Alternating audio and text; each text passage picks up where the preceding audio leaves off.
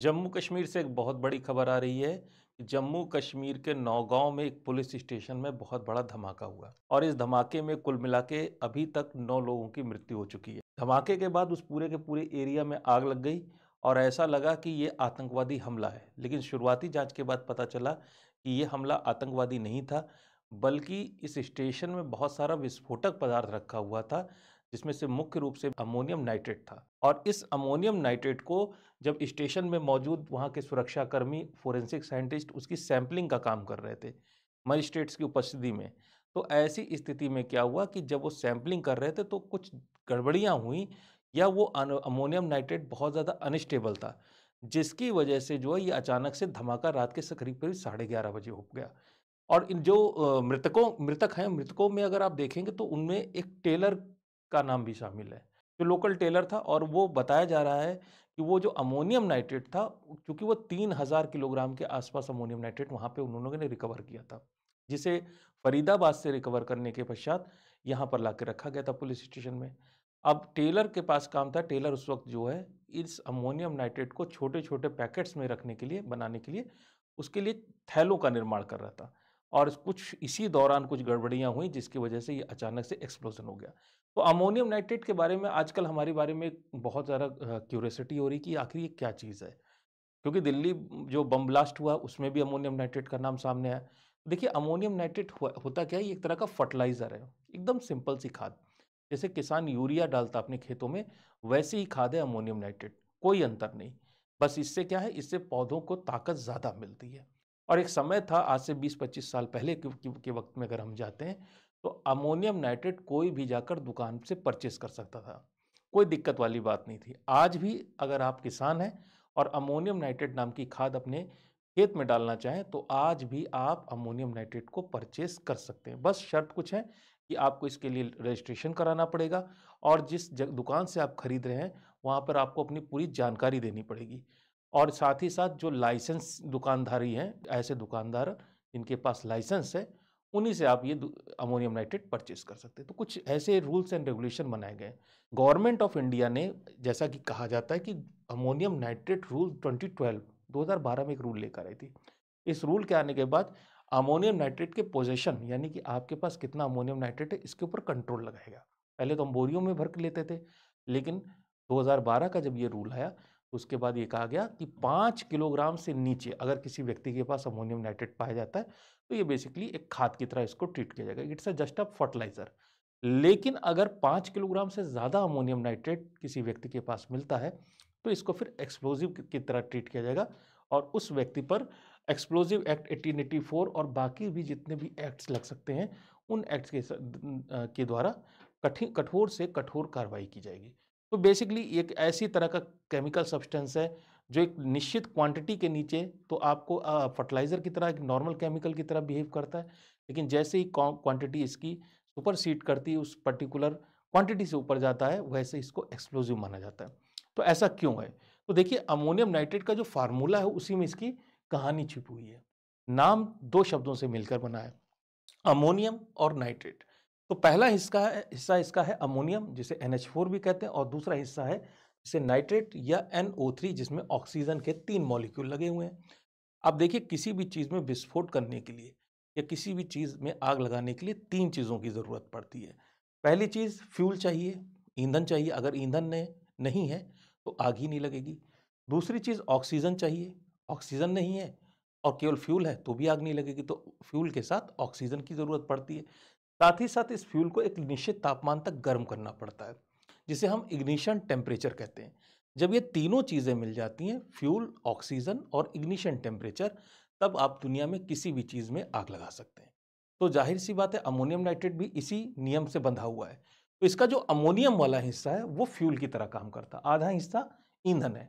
और जो नाइट्रेट वाला हिस्सा है, जिसको NO3 हम लोग कह रहे थे, ये ऑक्सीजन सप्लाई करने वाला केमिकल है। यानी कि फायर ट्रायंगल के 3 में से 2 हिस्से इसके अंदर पहले से ही मौजूद हैं। ये फ्यूल की तरह भी, फ्यूल वाला भी हिस्सा इसके पास है और ऑक्सीजन पैदा करने वाला ऑक्सीडाइज़र वाला हिस्सा भी इसके पास है। बस ज़रूरत क्या है, 52 डिग्री सेंटीग्रेड, 52 डिग्री सेंटीग्रेड पर ये दोनों हिस्से जो है आपस में मिलकर इस तरह का इस तरह की रिएक्शन पैदा करते हैं, इस तरह से अनस्टेबल हो जाते हैं कि तुरंत ही इसमें अचानक से ये जलना शुरू करते हैं और करीब-करीब अपना जो वॉल्यूम है, जिनका जितना भी आयतन है, उससे 1000 गुना ज़्यादा, 1 से 10,000 गुना ज़्यादा मात्रा में ये गैसें पैदा करते हैं। तो अगर इस अमोनियम नाइट्रेट को हम किसी छोटी जगह में रख लें और अचानक से ये एक्सप्लोड करे, यानी इस ये जलना शुरू करे, तो ढेर सारी गैस बनेगी और उसी वजह से धमाका हो जाता है। अब इस 52 डिग्री सेंटीग्रेड के टेम्परेचर को भी आप कम कर सकते हैं। कैसे कर सकते हैं? इसमें थोड़ा-सा ऑयल मिला दीजिए, कुछ अदर तरह के केमिकल्स आते हैं जो इसकी स्टेबिलिटी को थोड़ा-सा और भी कम कर देते हैं। तो जहाँ तक ऐसा फ़ील हो रहा है कि जो नौगाँव का जो ये पुलिस स्टेशन था जिसमें इस तरह से एक्सप्लोज़न हो गया, चूँकि आतंकवादियों ने इसको इकट्ठा करके अपने घरों में रखा था, उसमें कुछ केमिकल्स भी मिलाए होंगे और पुलिस स्टेशन में पूरी कोशिश की गई थी कि इसको हैंडल किया जाए एकदम केयर के साथ, फिर भी जो है ये एक्सप्लोज़न हो गया। इससे पहले अगर हम बात करते हैं इंडिया में, तो इंडिया में एक संगठन हुआ करता था सिमी के नाम से, जिसे student Islamic Movement of India या सिमी कहते हैं। सिमी 2000 ऑनवर्ड्स 2000 से लेके 2015 के आसपास जो है बड़ा ही ये इन्फेमस सा संगठन था। इसमें बेसिकली इस्लामिक जो जिहादिस्ट थे और ख़ासकर यंग उम्र के, कम उम्र के जो लड़के थे, वो इस संगठन इसकी आइडियोलॉजी और इसमें जो टेररिस्ट एक्टिविटीज़ है, उसके लिए बहुत ज़्यादा एक ज़माने में अट्रैक्ट हुए थे। और सिमी इंडिया का ही संगठन था, डोमेस्टिक संगठन था। बाहर से आरडीएक्स वगैरह इनको मिलता नहीं था, तो क्या करते थे? दुकानों पे जाके अमोनियम नाइट्रेट खरीद लाते थे और उसको डाल देते थे प्रेशर कुकर में। प्रेशर कुकर में अमोनियम नाइट्रेट डाला, साथ ही साथ कुछ कीलें, कुछ छर्रे वगैरह डाल के उसको एक छोटा-सा टाइमर लगा दिया और प्रेशर कुकर बंद करके ये लोग रेलवे स्टेशन में वगैरह जैसे भीड़-भाड़ वाली जगहों में इसको रख देते थे। तो इसी सिमी की वजह से जो प्रेशर कुकर बम है, वो इंडिया में पहली बार इतनी ज़्यादा मात्रा में फटना शुरू हुए। तो बनारस का रेलवे स्टेशन हो, लखनऊ की जिला अदालत हो या फिर हम कहते हैं फैज़ाबाद की जिला अदालत हो, वहाँ पर इन लोगों ने बहुत सारे विस्फोट किए थे। तो जब 9/11 की घटना हुई थी, उसके बाद उस वक़्त जो भारत में सरकार थी अटल बिहारी वाजपेयी की, तो अटल बिहारी वाजपेयी की जो सरकार थी, गवर्नमेंट थी, उस वक़्त जो हमारे होम मिनिस्टर थे, वो थे लाल कृष्ण आडवाणी और लाल कृष्ण आडवाणी जी ने इस सिमी नाम की संस्था पर पूरी तरह से बैन लगा दिया, जो आज भी चल रहा है एज़ इट इज़। तो जब से ये बैन लग गया और इसके लीडर्स पकड़े गए, तब से भारत में अमोनियम नाइट्रेट का प्रयोग एज़ एन एक्सप्लोज़िव बहुत दिनों बाद सुनाई पड़ा है कि इतने सालों बाद इतनी ज़्यादा मात्रा में अमोनियम नाइट्रेट कहीं पे मिला हो और आज तक जहाँ तक मुझे याद आता है, भारत के इतिहास में अगर माओवादी और नक्सलवादी संगठनों के जो आंदोलन है, जो आतंकवादी हमले हुए थे, उनको अगर हम एक किनारे रख दें, तो इस्लामिक मूवमेंट से संबंधित या इस्लामिक आतंकवादियों के पास इतनी ज़्यादा मात्रा में अमोनियम नाइट्रेट तो पहले कभी देखा सुना नहीं गया था। तो ये अमोनियम नाइट्रेट जैसे मैंने कहा ना कि ये कम मात्रा में तो ठीक है, लेकिन जैसे ही इसकी मात्रा बढ़ती है, वैसे ही ये बहुत ज़्यादा मात्रा में घातक हो जाता है। जैसे कि हमने लेबनान में देखा था 2020 में। 2020-21 में लेबनान में जब ढेर सारा अमोनियम करीब-करीब 3000 टन अमोनियम नाइट्रेट वहाँ के बंदरगाह में, बेरूत के बंदरगाह में रखा हुआ था और वहाँ पर भी ये हुआ कि कंटामिनेशन होने की वजह से थोड़ा-सा गर्मी बढ़ जाने की वजह से क्योंकि वहाँ पे फायर क्रैकर्स भी रखे थे उसी जगह पर और जब वो फायर क्रैकर्स में जो वो विस्फोट हुआ, उसकी वजह से अमोनियम नाइट्रेट भी इग्नाइट हुआ और इतना बड़ा धमाका हुआ कि पूरा का पूरा बेरूत का जो शहर था, वो पूरा का पूरा जो है मिट्टी में लगभग कह सकते हैं, उसकी बहुत बड़ा एरिया मिट्टी में मिल गया। इस वजह से कोई भी गवर्नमेंट, किसी भी देश की गवर्नमेंट इसको एज़ एन एक्सप्लोज़िव ही कंसीडर करती है और नॉर्मली जो है किसान भी इसको खाद के तौर में 5 किलो खाद खरीद के करेगा भी क्या किसान? उसको बड़े-बड़े खेत हैं उसमें, तो ज़ाहिर-सी बात है इसका यूज़ जो आज की तारीख में रिसर्च वर्क के लिए होता है, रिसर्च करना है तो उसके लिए आप खरीद सकते हैं। या फिर जो इंडस्ट्रीज़ वगैरह में थोड़ा बहुत इसका यूज़ होता है, वहाँ पे इसको खरीदा जा सकता है। लेकिन ये जो चूँकि ये लोग जितने भी लोग थे इसमें सम्मिलित, उसमें से अधिकांश डॉक्टर थे और उन्होंने अमोनियम नाइट्रेट को एज़ अ रिसर्च वर्क के नाम पर 2-2, 4-4, 5-5 किलो के बैचेज़ में खरीद-खरीद के धीरे-धीरे करके इतनी ज़्यादा मात्रा में इकट्ठा कर लिया और उसकी वजह से दिल्ली का विस्फोट हुआ और आज की तारीख में अगर हम कहें तो जम्मू कश्मीर और नौगाँव में जो ये जम्मू कश्मीर के नौगाँव में इतना ज़्यादा बड़ा विस्फोट हो गया।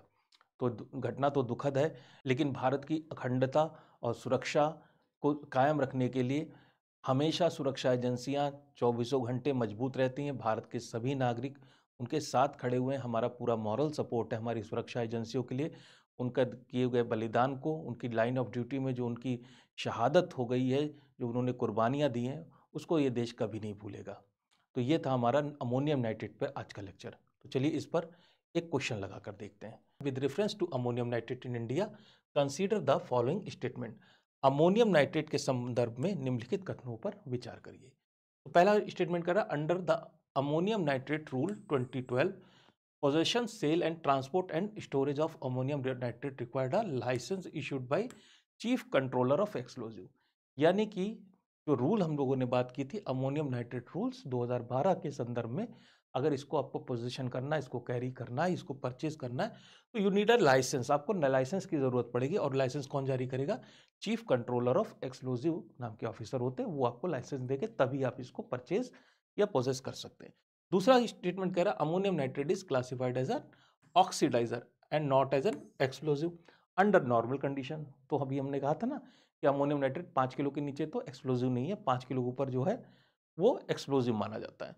But it can become explosive under certain circumstances. तो कुछ विभिन्न विशेष प्रकार की परिस्थितियों में ये एक्सप्लोजिव या विस्फोटक पदार्थ के तौर पर ये काम करना शुरू कर देता है। वो कौन सी परिस्थितियां हैं वो हम लोगों ने अभी वीडियो लेक्चर में डिस्कस की थी।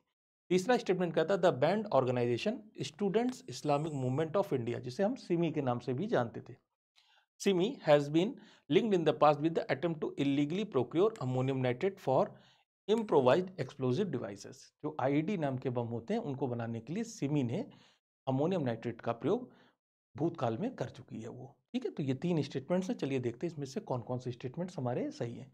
तो पहला स्टेटमेंट जो हमने कहा था अमोनियम नाइट्रेट रूल्स 2012, तो इसके लिए लाइसेंस इशू करना पड़ता है और लाइसेंस इशू करते हैं चीफ कंट्रोलर ऑफ एक्सप्लोजिव। ये बिल्कुल सही स्टेटमेंट है। बिना इस लाइसेंस के ना तो कोई बेच सकता है और बिना रजिस्ट्रेशन के ना तो कोई इसको परचेस कर सकता है, वो भी एक क्वांटिटी के अंडर ही इसको आप परचेस कर सकते हैं। तो पहला स्टेटमेंट आपका सही है। दूसरा स्टेटमेंट कहता है कि अमोनियम नाइट्रेट, हाँ अभी हम लोगों ने बात की, एक्ट एज अ ऑक्सीडाइजर। तो 5 किलोग्राम के नीचे ठीक है, ज़्यादा क्वांटिटी नहीं, अगर फट भी गया जल भी गया तो बहुत ज़्यादा नुकसान नहीं होगा। लेकिन 5 किलो के ऊपर और एक स्पेशल तरह के सर्कमस्टेंसेस, यानी कि इसमें कुछ इम्प्योरिटीज़ वगैरह अगर हम मिला दें, कोई तेल वगैरह मिक्स कर दें, तो ऐसी स्थिति में ये एक्सप्लोजिव की तरह, बहुत ही घातक एक्सप्लोजिव की तरह वर्क करना शुरू कर देता है। इसका मतलब स्टेटमेंट नंबर 2 भी हमारा सही है। स्टेटमेंट नंबर 3 पे चलते हैं। तो सिमी की बात है। सिमी की बात हम लोगों ने अपने वीडियो लेक्चर में की ही थी कि सिमी ने पहले जब काम करती थी सिमी भारत में, तो सिमी जो है उसने जो है ये विशेष प्रकार की जो प्रेशर कुकर बम्स हैं उसके में उनको बनाने के लिए अमोनियम नाइट्रेट का प्रयोग किया था। तो जाहिर सी बात है ये तीसरा स्टेटमेंट जो है वो भी आपका सही हो जाता है। तो चूंकि हमारे तीनों स्टेटमेंट सही हैं, इसलिए हमारा ऑप्शन डी यानी 1, 2 एंड 3 तीनों के तीनों हमारे सही हैं। तो आज के वीडियो लेक्चर में यहीं तक मुलाकात रहेगी। फिर मिलेंगे आपसे नेक्स्ट वीडियो लेक्चर में। तब तक के लिए धन्यवाद।